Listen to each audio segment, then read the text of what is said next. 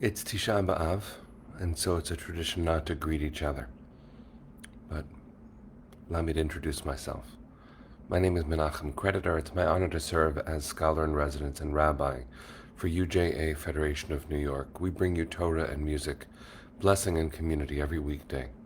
We've been doing so since March 18th, 2020. Today it is Tisha B'Av, July 23rd, 2026.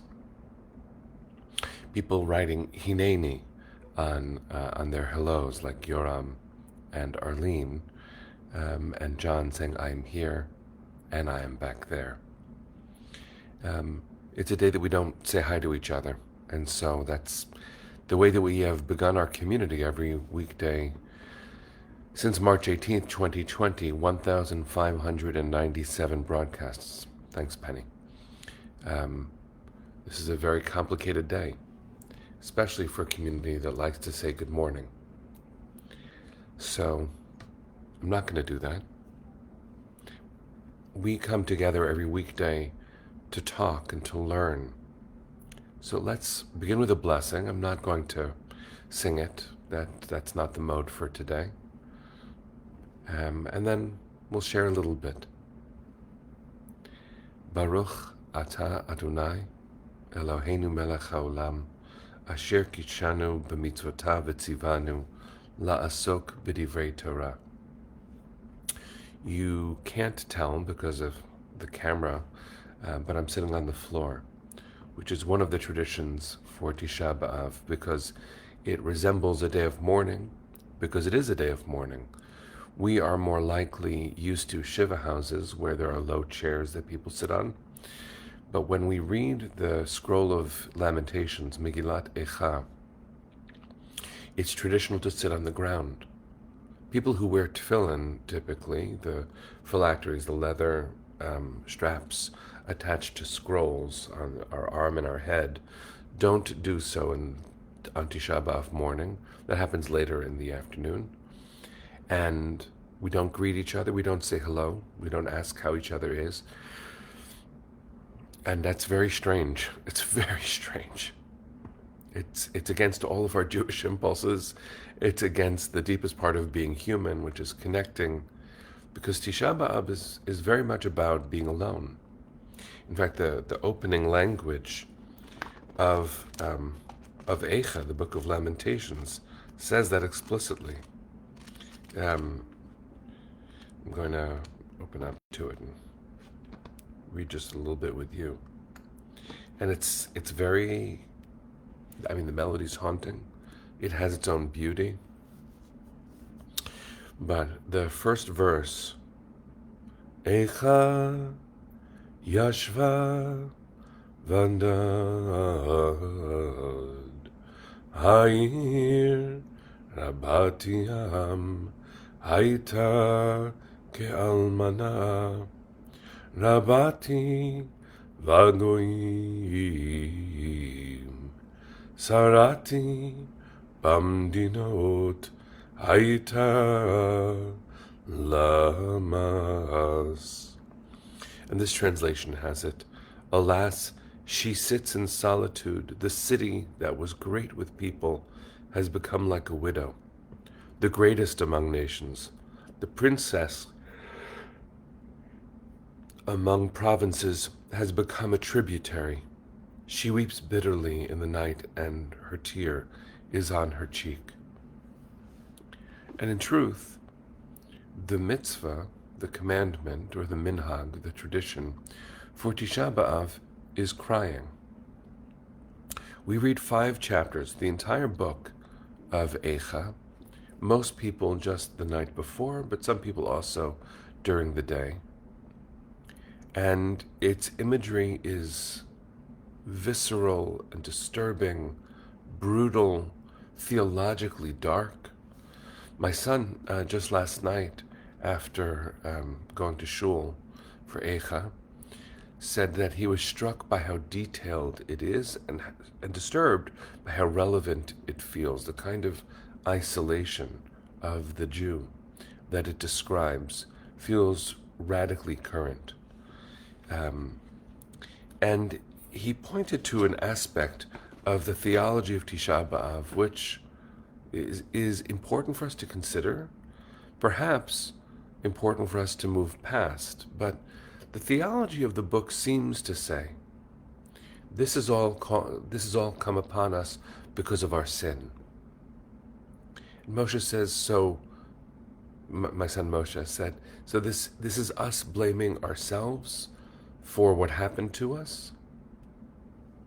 And there is a really important aspect to his thinking that I commend to us to think about. The traditional understanding of why bad things happen, individually or collectively, is because of a theory called midah keneged midah, an action for an action, where we say in the second paragraph of the Shema, if we do not listen to what God has told us to do, it won't rain. Yes, Tzion is writing cause and effect. But while it's important to understand that all actions have consequence, and you can understand that second paragraph of the Shema, that if we don't act correctly, it won't rain, it's to say, look at the degradation of our environment. We have amplified what is already complicated about weather patterns and climate change. And so consequence is a very important thing, but victim blaming is not. Victim blaming is a terrible practice, and now amplify that by God. And you have the challenges of Tisha B'Av. On Tisha B'Av, we observe the same kind of fast traditions that we do on Yom Kippur. We don't eat, we don't drink, we don't anoint. That includes ointments and deodorants. It doesn't include medicine. People should make sure to always take their medicine. Eat, drink, anoint, physical intimacy with partners, and we don't wear leather shoes, because in the ancient world, leather shoes were a sign of comfort. They were a cushion when you walked. So the exceptions to those rules are kings who represent something greater than themselves, or women who are pregnant, because in the ancient world, the way they walk, needed that kind of support. But the bigger statement is quite beautiful, actually, that the carve out from these mourning rituals are for those whose very role in the moment is to be a provider of life. One of the greatest mitzvot is to feed your children on a fast day. And so someone says, no, I can't because I'm fasting, is forgetting the actual mitzvah, which is to be a provider of life. Well, Tisha B'Av takes this and makes it a very different thing than Yom Kippur. Yom Kippur, we are forgiven, we start again. It's actually deep down a very happy day. But Tisha B'Av doesn't have any of that reward. It's very sad. I don't want to be sitting on the floor. I don't want to read the Book of Lamentations. I don't want to sing it, though the melody is haunting and has its own ethereal beauty. The third paragraph of the Book of Eicha actually has a completely different melody. I'll just share with you, because it really is striking. Ani hagever ra'a oni b'shevet evrato oti nahag vayolach choshech v'lo ach bi yashuv yafoch yado kol hayom. And you probably weren't able to pick it up, but those three musical moments are three verses in sequence, and they all begin with the first letter of the Hebrew alphabet, Aleph. Because in fact, one of the hidden strata, the hidden levels of Eicha, is that the entire thing is always a sequence of the Hebrew alphabet, the Aleph bet. And so it's as if every letter is conspiring against joy. And if you have learned some Talmud or some mysticism, you know that, if you've learned some Talmud or some mysticism, you know that the the letters of the Hebrew alphabet are understood by Jewish tradition to be the building blocks of the universe. So now amplify the idea that every letter is associated with a very, very hard and horrific verse. And then you find yourself surrounded in all of existence with this kind of darkness and sadness. So I'm not going to push us out of it, because in fact, that's not what the mourning is for. We read the book of Eicha either last night and this morning or just last night. We hear these melodies, we see these images, we consider from a lowly place, from sitting on the floor, what all of this is. But Jewish tradition is fascinating in this way too. Right now in New York, it's 9:15 a.m. But by the afternoon, by Mincha, the afternoon prayer, which in some communities happens around 1 o'clock or 2 o'clock, we begin to shift the tone. That tradition about not saying, "Hi, how are you?" Most people at Mincha change that. And it sounds small. It sounds like that is such an inconsequential difference, given that we're still fasting and not washing and all of that stuff. But actually, being able to reach out and ask someone how they are is to return to purpose. Some Sidurim, some prayer books, like this one that was put out by the Rabbinical Assembly, adds into the Mincha service, adds into that afternoon service, the pivot point of the day, where if you wear tefillin, you never do it in the afternoon except for Tisha B'Av, because it's a return to beauty. Tefillin is called a pe'er, an adornment, a sign of beauty. And so we return that.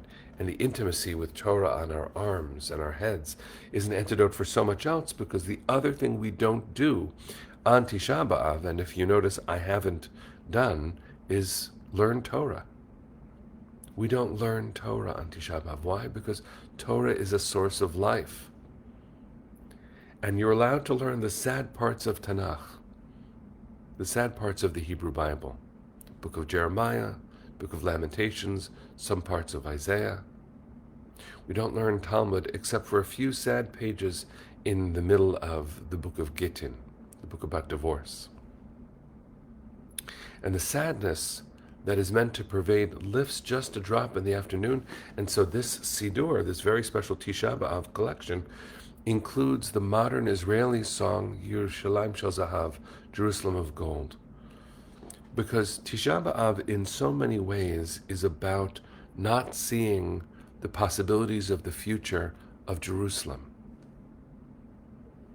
Tisha B'Av is about many, many things, but it focuses most heavily on the destruction of both temples in Jerusalem in 586 BCE by the Assyrian Greeks and in 70 CE by the Romans. And we mark that in our language, in our rituals, even in our physical placement in the world. So I wanted to, first of all, not miss our broadcast. We are a community, and a Jewish community acknowledges the grief, understands the sadness, and in fact gives it the space and time it requires. The tradition on Tisha B'Av is tears. We don't rush out of it, even though we'd like to. Sitting on the floor is not comfortable. I'd rather sit somewhere else or walk around or take a shower and fix my hair and eat something.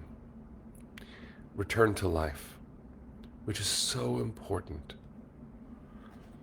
I was blessed last year to edit with my dear friend, Dr. Ora Horn-Prauser, the CEO and Dean of AJR, the Academy for Jewish Religion, where I teach and where my wife learns.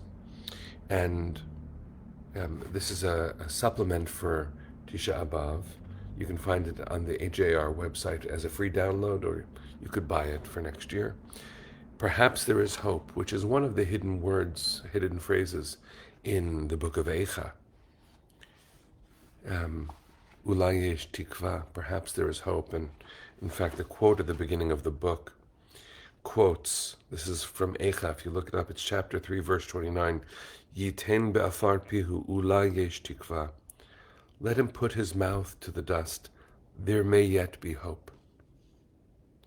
There's a comment in the Talmud on that verse.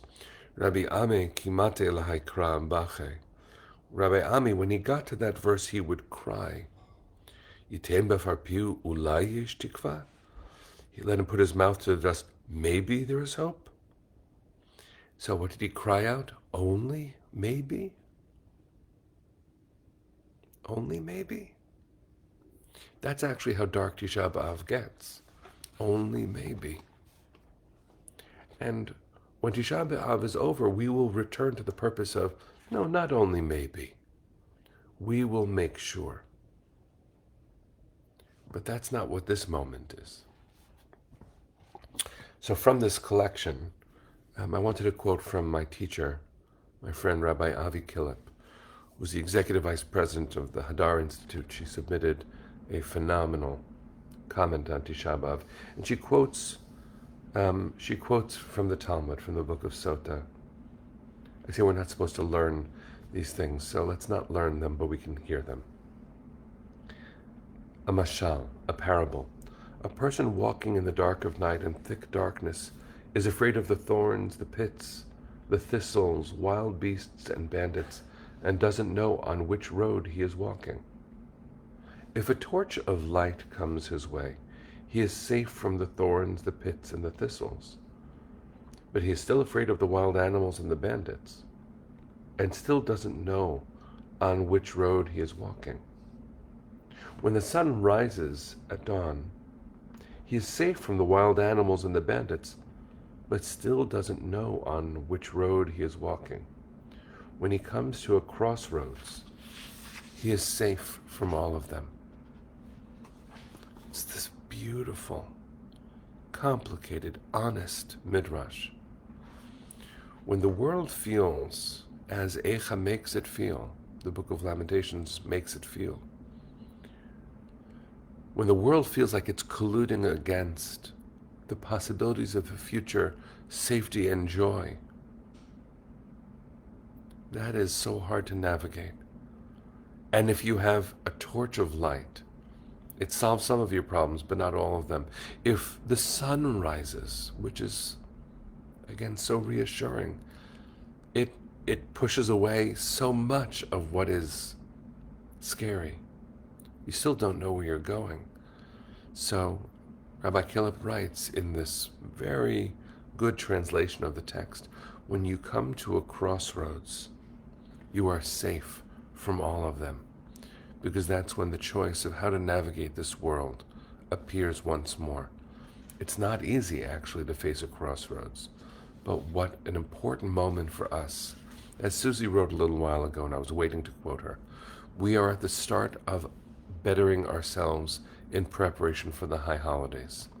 This day, this complicated day, is the beginning, according to many, including the late, great Rabbi Alan Lew, Zichrono Livracha, in his book, Yes, This Is Real and You Are Completely Unprepared, says that Tisha B'Av is the beginning of the process leading to Rosh Hashanah.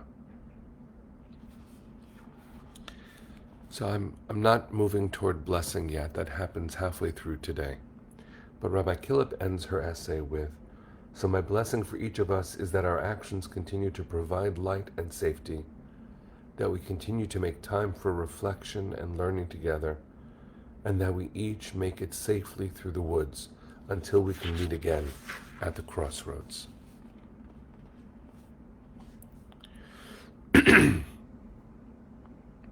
Amen to the blessing. One last thought, and then we'll go for the day. There is a very strange custom that we have as Jews when we read the Book of Lamentations, and it is the secret to our heart. The end of the book, it's 5 chapters long, is a dreadful verse. A dreadful verse. And imagine going through a horrific series of verses and descriptions and theologies and heart-rending letters, even the letters, and closing on a defeated note, on a hopeless note. Well, we never do that. It's not who we are. It's not who we will ever be. So when we get to the very last verse, tradition everywhere, no matter what kind of a Jew you are, if you're reading Eicha in synagogue or in community, you never end with the last verse. We come back to read the second to last verse. The second to last verse of Eicha you might find familiar. I'll read it with the melody. Hashivenu Adonai Elecha V'nashuva Chadesh Yameinu Kekedem. Return us, God, to you, and we will return. Renew our days as of old. We demonstrate an incredible kind of courage and a brazen rewriting of the text by ending on a hopeful note.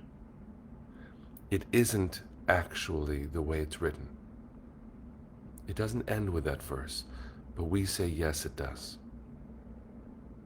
So even as we're still sitting on the ground, even as we haven't greeted each other, even as we aren't learning in our usual way, may we remember who we are as living partners with God, with our history, with each other, in such a way that it brings strength, resilience, safety, and light. We'll get up from the floor halfway through today. We'll put on our tefillin. We'll say, how are you? Tomorrow we will get back to the work of rebuilding this world faster than anyone can hurt it. But for now, this is where we are. May your tears be few. It's important to let them out, but may they be few. We end every broadcast with Hatikva. Because Hatikva is the answer to all of this, it's not time for that yet. It will be time halfway through today. So let me invite you, be in this moment for the moment. Later today, face Jerusalem. Face it in your heart, face it with your eyes, turn your body toward it, and get up off the ground. And wherever you are, sing Hatikva.